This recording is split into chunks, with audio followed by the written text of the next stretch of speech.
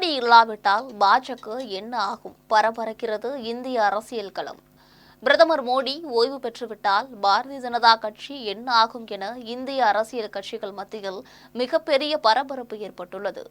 பாரத பிரதமராக நரேந்திர மோடி பதவியேற்று கடந்த 12 ஆண்டுகளில் இந்தியாவில் எத்தனையோ புரட்சிகரமான நிகழ்வுகள் நடைபெற்றுள்ளன. உலக அளவில் இந்தியா வல்லரசாக மாறும் சூழ்நிலை ஏற்பட்டுள்ளது என்பதையும் மறப்பதற்கு இல்லை. இது அல்லாமல் பாரதிய ஜனதா கட்சியின் மிகப்பெரிய இரும்பு தூணாக நின்று அந்த கட்சிக்கு முன்பு எப்போதும் இல்லாத அளவில் வலிமை சேர்த்து வருகிறார். பிரதமர் மோடியின் தலைமையிலான இந்தியாவின் வளர்ச்சியை உலக நாடுகள் அனைத்தும் உற்று நோக்குகின்றன. பிரதமர் மோடியும் அனைத்து உலக நாடுகளுக்கும் சென்று பல்வேறு ஒப்பந்தங்களை கையெழுத்திட்டு வருகிறார். இப்பொழுது அமெரிக்கா, சீனா போன்று இந்தியாவும் ஒரு முக்கிய நாடாக திகழ்கிறது. எல்லைகளை கைப்பற்றும் சீனா, பாகிஸ்தான் தீவிரவாதிகளால் தாக்கப்படும் காஷ்மீர் பகுதி என பல்வேறு பிரச்சினைகளுக்கும் தக்க தீர்வுகளை கண்டு வருகிறார்.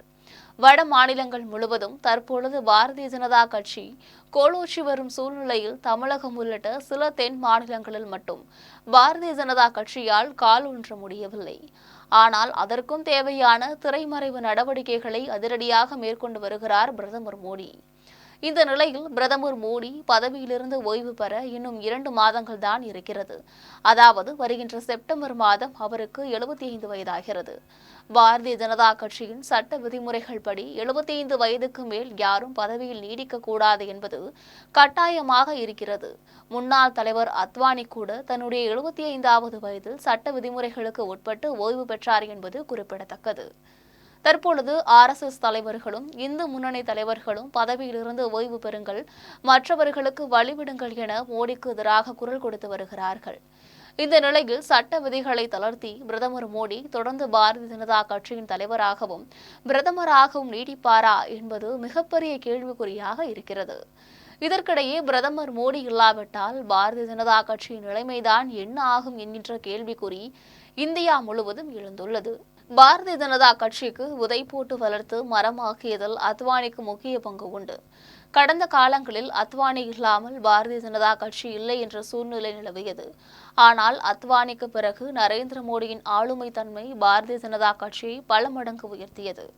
எனவே அத்வானி இல்லாமல் பாரதிய ஜனதா கட்சி இல்லையா, அதுபோல் நரேந்திர மோடி இல்லாமல் பாரதிய ஜனதா கட்சி இல்லையா என்றும் கேள்விகள் எழுந்துள்ளன. பாரதிய ஜனதா கட்சி பதவியிலிருந்து நரேந்திர மோடி விலகினால் அது தங்களுக்கு மிகப்பெரிய சாதகமாக இருக்கும் என எதிர்க்கட்சிகள் எதிர்பார்த்து காத்திருக்கின்றன. காரணம், இந்தியா முழுவதும் உள்ள அனைத்து எதிர்க்கட்சிகளுக்கும் நரேந்திர மோடி மிகப்பெரிய சவாலான மனிதராக காணப்படுகிறார். இந்த நிலையில் பாரதிய ஜனதா கட்சியின் முக்கிய தலைவர்கள் ஒருவரும் நாடாளுமன்றத்தில் மிகப்பெரிய குரல் எழுப்புவோர்களில் ஒருவருமான நிஷிகாந்த் துபே MP தன்னுடைய கருத்தை தெரிவிக்கும் பொழுது பிரதமர் மோடி இல்லாமல் பாஜகவால் 150 இடங்களை கூட வெல்ல முடியாது என்று கூறியிருக்கிறார். அவர் கூறும்பொழுது எப்போதுமே பாஜகவுக்காக வாக்களிக்காத ஏழை எளிய மக்கள் உள்ளிட்டோர் கூட மோடி வந்த பிறகு பாஜகவுக்கு வாக்களிக்க ஆரம்பித்து உள்ளனர். பிரதமர் மோடி மீது மக்கள் வைத்திருக்கும் நம்பிக்கையே கட்சியின் வெற்றிக்கு காரணம். வருகின்ற 2029ஆம் ஆண்டு நாடாளுமன்ற தேர்தலிலும் மோடியின் தலைமையில்தான் பாரதிய ஜனதா கட்சி போட்டியிட வேண்டும். ஒரு கட்சி தொண்டனாக மோடியின் தலைமை எங்களுக்கு தேவை என்று தான் நான் நம்புகிறேன். மோடியின் பெயர் ஒன்றே கட்சிக்கு வாக்குகளை பெற்றுத்தரும் என்றால் அது அவரது தலைமைக்கும் மக்கள் அவர் மீது வைத்திருக்கும் நம்பிக்கைக்கும் சான்றாகும். 2047ஆம் ஆண்டுக்குள் வளர்ச்சி பெற்ற இந்தியா என்ற இலக்கை அடையவும் அவரது உடல் நலம் ஒத்துழைக்கும் வரை அவரது தலைமை எங்களுக்கு தேவை என்று அவர் கூறியிருக்கிறார்.